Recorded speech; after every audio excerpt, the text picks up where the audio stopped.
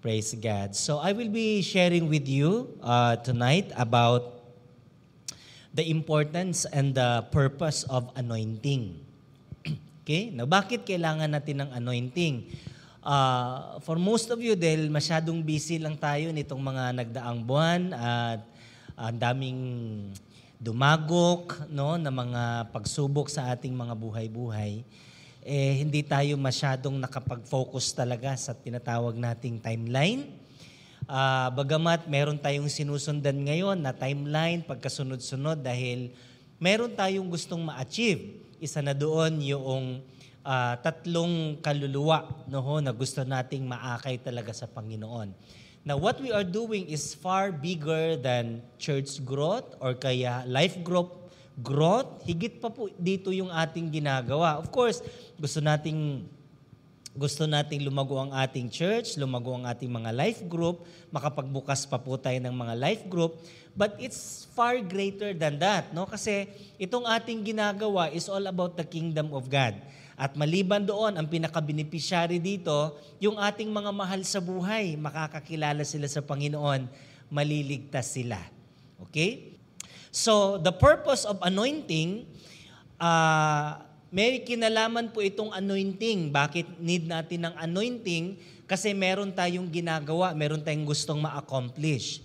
So, anointing sa Bible, ito po yung pahid ng Panginoon, special touch, special empowerment ng Panginoon, lalong-lalo na sa lumang tipan, sa Old Testament. Ang anointing nila, kapag tinawag ka magiging hari, pinapahiran ka, binubuhusan ka ng oil. So patunay na ikaw ay tinawag ng Panginoon bilang hari o kaya bubuhusan ka rin ng oil kapag tinawag ka ng Diyos bilang prophet o kaya priest. So kung meron kang special na panawagan or special na task na pinapagawa ng Diyos sa buhay mo, you will be anointed. Papahiran ka o kaya bubuhusan ka ng oil. So ginagamit nila, kaya sa Bible marami kayong makikita, fill your horns with oil. Kasi nung unang panahon, wala silang baso. No, kaya wala silang yung ganon, yung baby oil na pipindutin mo lang lalabas na yung, wala silang ganon eh.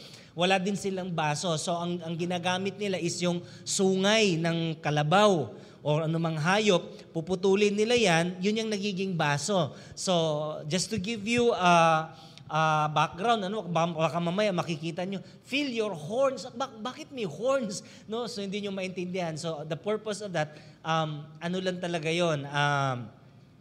Lagayan lang talaga siya, vessel lang siya. So, pupunuin yun, tapos ibubuhos sa'yo. So, hindi lang yung simpleng pahid, kundi buhos talaga yan. Mababasa ka talaga. So, ang purpose ng oil na yung unang-una, kapag inappoint ka ng Lord, tinawag ka maging prophet, magiging priest, o kaya magiging hari. Okay? Pangalawa, i-anoint ka kapag meron kang misyon. May pinapagawa ang Diyos sa buhay mo. Okay? Now, sa mga hayop naman, ang mga tupa or mga kambing, pinapahiran yan, pinapaliguan ng oil yan. Nang sa ganon, dudulas lang yung mga bugs, no? Yung mga lamok, yung mga kuto, no? Dudulas lang sa kanila. So hindi sila makakapagpugad sa kanilang balahibo. Nang sa ganon, magiging healthy po sila. In other words, ang anointing ay protection para doon sa hayop. So, ulitin ko ang anointing ay para doon sa pagiging hari, pagiging prophet, kapag tinawag ka, calling siya. Okay? Pangalawa, i-anoint ka kapag may mission ka, may purpose ka. Pangatlo, ang anointing is protection sa mga tupa o kaya hayop. Okay? So that is the meaning of anointing. So again, bakit merong anointing? Bakit importante sa atin ang anointing? Okay? Kasi meron pong, maliban sa tayo ay tinawag ng Diyos na priest. Ang sabi kasi ng Bible, we are the royal priest. Tinawag tayo ng Diyos. So therefore, hindi lang tayo ordinaryo na Pilipino, ordinaryo na anak ng Diyos, tayo ay priest, no? talagang tinawag tayo para maglingkod sa Panginoon. So priest, okay? Pangalawa, tayo din po ay prophet, no? Anong ibig sabihin ng prophet, no? When you speak good words, no? Good things over people, no? Prophecy po yan, no? Kapag nagsishare ka ng word, ng gospel, prophecy din po yan. And then maliban dyan, meron din tayong mission. Ang mission natin ay akayin natin ang ating mga mahal sa buhay. Nang sa ganun, sila po ay makakakilala sa Diyos, sila po ay ma-born again, sila po ay maligtas. Amen. At ang ating bansa ay mabago. Kaya kailangan natin ng anointing. Amen ba? So, minsan meron pa talagang mas malalim na kahulugan ng anointing, like sa ating pagpipreach, sa ating pagsishare, we need anointing. Nang sa ganun, yung kapangyarihan ng Diyos ay dumaloy, mas magiging effective yung ating ginagawa kapag meron tayong anointing. So, dito sa Luke chapter 4, verse 18 hanggang 21, kung meron kayo dyang New King James Version, no, New King James Version, para makita natin doon yung ating mga puntos.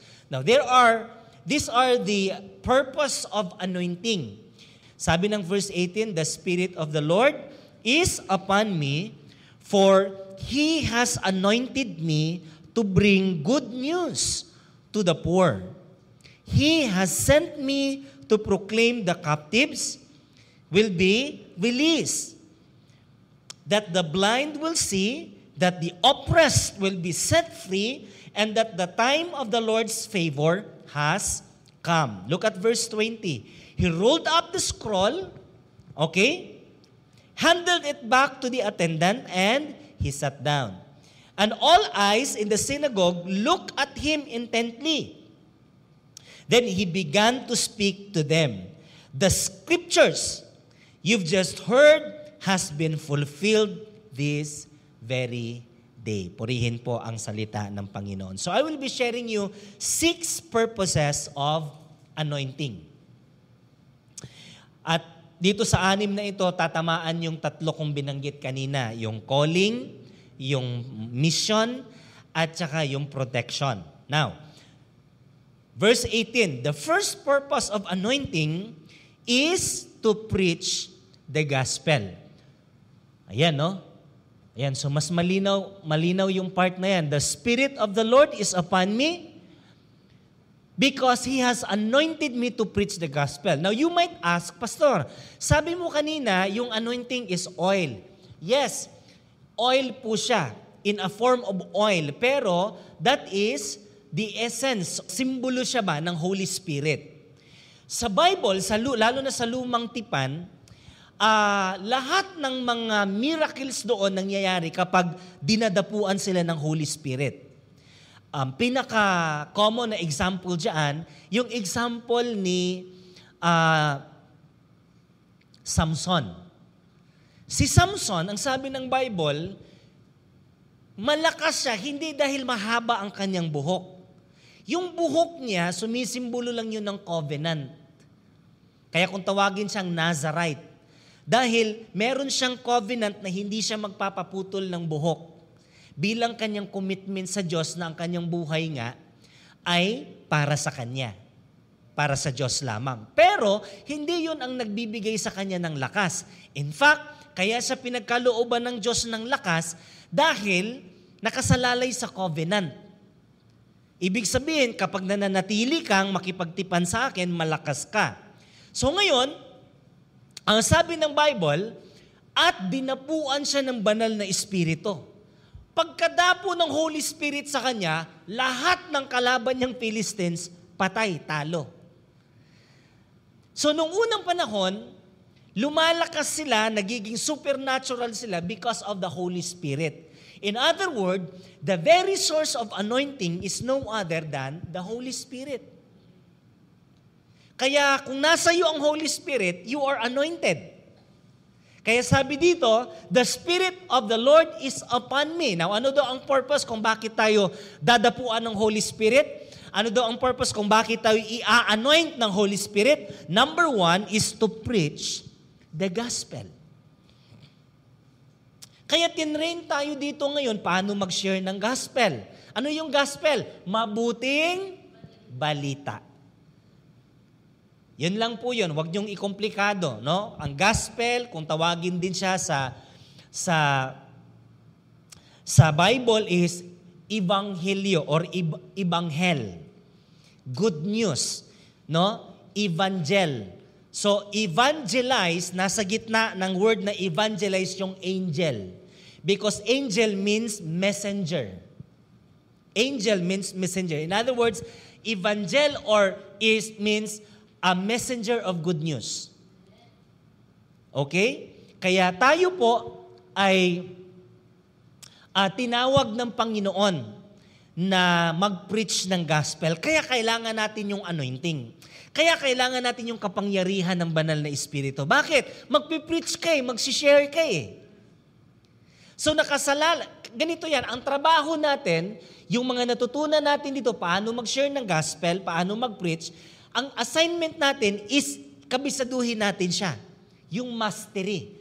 Mag-practice ka, ulit-ulit, di ba? Sanayin mo practice ng practice. Pero kahit anong practice natin, if without the Holy Spirit, ineffective pa rin yun. So we need to practice, we need to prepare, but we also need the power of the Holy Spirit. Okay, number 2, na purpose ng anointing, to heal the broken-hearted. Marami pong dahilan kung bakit nasaktan yung tao because of the promises. Because he expected something from someone, and then nabigo siya, nasaktan. So broken. Broken dreams, broken promises, all right? Broken relationships, okay? Broken hopes. Okay? So, ang dami pong dahilan para mabigo, masaktan ang isang tao. And our job is to heal them. Go and heal the sick. Hindi sinabing pray the sick, but heal the sick. In other words, talagang trabaho natin yan, assignment natin yan, pagalingin sila. Unang-una, physical na sicknesses. So, go and heal the sick. Pagdating mo doon, may sakit, ipag-pray mo. Because your assignment is to heal the sick. That is why you need anointing. You need the Holy Spirit. Ngayon, nag-pray ka na, nag-speak in tongue ka pa. Nung pinag-pray mo, walang nangyari. Tanungin mo kung ano yung sakit. Baka mamaya namutla. No? Baka mamaya gutom lang pala. Abay pakainin mo, ang sabi ni Lord, heal the sick, bilhan mo ng pagkain. Huwag mong puro pray lang. Di ba? Yun bang parang kumakalat sa Facebook ngayon na nalulunod na yung tao, gumaganong kamay na lang yung nakikita sa tubig. Ang sabi ng Kristiyano, I will pray for you. Hindi lahat ng bagay masosolusyonan sa prayer. Of course, prayer is powerful. We are a believer. We are a praying people. Pero may mga sitwasyon po na hindi lang prayer ang solusyon. Kailangang bilhan mo ng tinapay. Pakainin mo o kaya bilhan mo ng gamot. Amen. So, heal the sick. So, the reason why we need the anointing to preach the gospel and to heal the sick. Number 3, to proclaim liberty. Okay? He has sent me to heal the brokenhearted and to proclaim liberty to the captives. Anong ibig sabihin ng to proclaim? Nung magdeklara ka ng kalayaan, sasabihin mo sa kanila, ibabalita mo, ipoproklama mo sa kanila, na malaya ka na at palalayain ka ng Diyos. Nakuha niyo yung proclaim? Ibig sabihin, nag-decide na. Di ba yung hari? May proklamasyon ang hari. Ibig sabihin, may sinabi ang hari na desisyonan na niya. So when we say proclaim, liberty to the captives, ibig sabihin, iproklama mo, kayo ay pinalaya na ng Diyos. 2,000 years ago, namatay si Jesus upang ikaw ay lumaya. Anumang bisyo, anumang sumpa na meron sa nananalitay sa buhay mo ngayon, you are set free in the name of Jesus. Amen? So, that is our job, to proclaim liberty to the captives, yung mga bihag. No, Sunday nabanggit ko 'yan, yung mga bihag, no, si Lot na bihag. No, may stronghold kasi. Okay? So dalawang bagay ang ipoproklama mo. Una, yung bihag. Sabihin mo sa kanya, you proclaim that you are now free. Pangalawa, yung bumihag. Idideklara mo sa kanya by the blood of Jesus. Alright? In the name of Jesus, set them loose, Satan. You have no power over this body, over this life, because Jesus' blood is upon this body. Amen? So, that is our job, to proclaim liberty to the captives. And then, what else? To recover sight to the blind. To recover sight to the blind. Siguro, yung mga physical na bulag, huwag kayong matakot mag-pray sa mga bulag. Sa mga bingi. Sa mga pepe. Okay? Huwag kayong matakot. Halimbawa, pinagpipray mo yung pepe. Pagkatapos mong pag-pray, tinanong mo, kumusta ka na? Gumaganon pa rin. Ibig sabihin, hindi gumaling sa pagka-pepe. Ay, huwag kang matakot. Dati na yung pepe. Di ba? Kung halimbawa naman, bulag. Pinagpipray mo para gumaling. No? Pagkatapos mong pinagpipray, may nakikita ka ba? Sabi mo, madilim pa rin. Sabi niya gano'n, madilim, wala pa rin daw siyang nakikita. Huwag kang matakot. Kasi at the end of the day, ang trabaho lang natin mag-pray. Amen. Ang magdilat ng mata, trabaho na ni Lord yan. Amen. Ang magbigay ng, magbukas ng kanilang mga bibig, kay Lord na yan. Ang trabaho lang natin mag-pray. Kahit anong gawin natin, God is sovereign. I want you to understand this word, yung sovereignty. The word sovereignty is almost the same with the word Adonai. He is the owner. He is the maker. He is in control of everything. Ngayon, kahit ang gusto natin, kagalingan ng taong ito, pero hindi pinagkaloob ng Diyos, wala tayong magagawa. He is sovereign. Tama? Ang sabi ni Jesus, let your will be done. That word means sovereignty. So meron tayong gusto, Lord, pagkalupan mo naman ako, Panginoon, ito'y para sa kaharian mo. Lord, i-bless mo ko financially so that I can support your kingdom. Well, of course, ang ganda naman talaga ng prayer mo, ang ganda ng motibo mo. Paano kung hindi pinagkaloob? Magtatampo ka ngayon. No. Remember that God is sovereign. That word means a lot to us. So, we need anointing to recover sight. Now, second thing about this recovering of sight, hindi lang itong sight na physical, but spiritual sight. So our job is to share to them the vision. Tamnan mo ng pangarap yung tao na yan. Alam mo ba na namatay si Jesus? John 10:10, upang ikaw ay magkaroon ng buhay na masagana. So our job is to implant vision upon them. No, tamnan mo sila ng pangarap. Alam mo, ang hirap dito sa mundo kahit anong gawin natin. But, ano ang sabi ng Bible? No, si Jesus nauna na sa langit para pagbalik niya, dadalhin niya tayo doon. Vision yan Picture yan ba na magbibigay sa kanila ng imahinasyon, kung ano pala ang higit pa sa kasalukuyan ngayon. And also, habang lumalago yung tao na tinuturuan natin sa salita ng Panginoon, turuan natin sila ng vision, na hindi lang tayo nabubuhay para kumain or kumain para mabuhay, kundi tayo po ay matapos nating iligtas ng Diyos, nabubuhay pa rin tayo to reach out people. Tayo niligtas upang magligtas ng iba. So that is vision. So, panglima na purpose ng anointing is to set at liberty those who are oppressed. So, marahil itong unang binanggit na captives, marahil physical 'yon na nabihag, pero itong pangalawa, to set at liberty those who are oppressed. Ibang captivity naman to, hindi man sila nakakulong sa rehas, pero iba ang kumulong sa kanila. May sitwasyon na nakakulong sila, yung iba nakakulong sa kasalanan, yung iba nakakulong sa nakaraan, yung iba nakakulong doon sa banta, sa takot. So, our job is to set at liberty those who are oppressed. Kaya nga sa encounter natin, meron tayong topic na deliverance.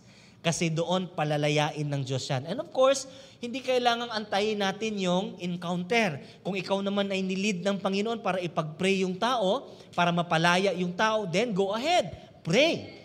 And witness the power of God in your life. So, that is to set at liberty those who are oppressed. Okay, and finally, look at verse 21. Then, he began, anong sabi dyan sa verse 21? Ayan, dito. And he began to say to them, today, this scripture is fulfilled in your hearing. So, the purpose of anointing is to fulfill God's purpose in our lives. So, si Jesus, naparito siya para isagawa niya yung 5. Ano yon? To preach the gospel, to heal the broken, to proclaim liberty, to recover sight, 5, to set at liberty those who are oppressed. Yung 5. Ito ang 6, no? To fulfill the purpose of anointing. So, in-anoint ka para isagawa mo talaga yung 5. So, hindi lang tayo i-anoint para manginig ka, mangisay. Kasi minsan parang ganun ang mga, ako kasi lumaki ako sa ganyan eh. Saan yung hampasan ngayon? Saan yung iyakan ngayon? Saan yung, di ba? Mga ganyan kami, kung saan yung mga revival, pinapuntahan namin, pagdating doon, gusto naming mangisay, gusto naming manginig, gusto naming mapuspos sa Panginoon. Pagkatapos, wala man kaming ginagawa. Walang finufulfill. Nakuha natin? So ngayon, kailangan natin yung anointing ng Diyos. Bakit? Kasi Lord, pupunta ako para mag-preach. Bakit mo kailangan ng anointing? Lord, kasi hahayo ako para pagalingin ko yung mga basag. Yung nangangailangan ng kagalingan. Lord, kasi hahayo ako para palayain yung mga nakakulong, yung mga bihag. Lord, upang bigyan ko ng pangitain o bahagian ko sila ng pangarap ng pangitain itong aking mga kamag-anak. Yung mga wala ng pag-asa, Lord God, bigyan ko sila ng pangarap, sharean ko sila ng inyong gospel. And then, to set at liberty those who are oppressed. Lord, yung mga ino-oppress ng spiritual darkness. Lord, yung oppressed, yung inaanlila ng espiritu ng sugal. Lord, yung oppressed sa poverty. Lord, yung oppressed, yung talagang hindi makaraos ba? Grabing kahirapan talaga. No, yung oppressed sa karamdaman. No, Lord, I will go there so that I can set these people free. And finally, Lord, kailangan ko yung anointing mo para magawa mo mangyari yung purpose mo sa aking buhay. Sinong handa ngayong gabi na tayo pong lahat i-anoint ng Diyos? Amen ba? Nang sa ganun magagawa natin ang pinapagawa ng Panginoon sa ating mga buhay. Amen? Tayo pong lahat ay tumayo. Hallelujah. The Holy Spirit is here, no? The same Holy Spirit doon sa 200 katao, sa 300 katao, sa 1,000 katao, the same Holy Spirit that we have right now in this place. Amen? If we are willing, the Lord is ready to fill us, all right, to bless us and to anoint us tonight. Hallelujah. At kung ready na tayong humayo, no ho?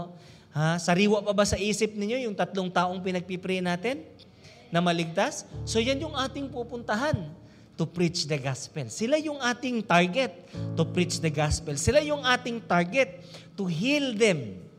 Alright? Sila yung ating target to set them free. So, if you are that person praying for these people, for the salvation of these people, for the deliverance of these people, then the Holy Spirit is right here. He is very active right now. I want you to lift up your hands. Hallelujah. Hallelujah. If you are filled with the Holy Spirit right now, you may speak in tongues.